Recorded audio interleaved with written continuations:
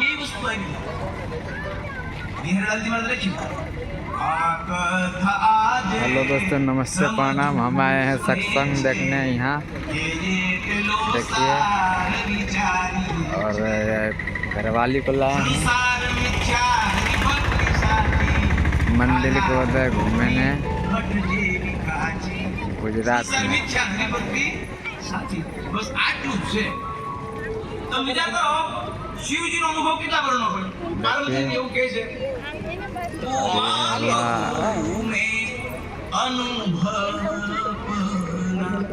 हुआ होटल खाना वाना लंगर चलाते हैं।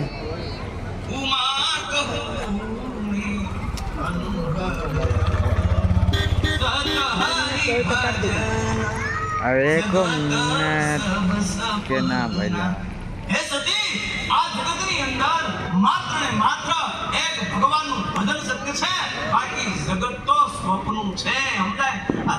મુક્ત ભાવમાં બે વસ્તુ આવી ગઈ, સતરી ભજન અને જગત સબ સપના કહેતા બે મિથ્યા છે।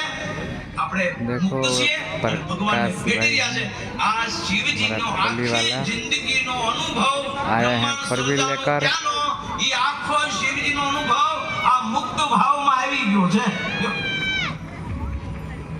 मुक्त भावे भजन करे तो खरेखर भगवान સુધી આત્મા પહોંચે એવો અદ્ભુત મુક્ત ભાવ છે।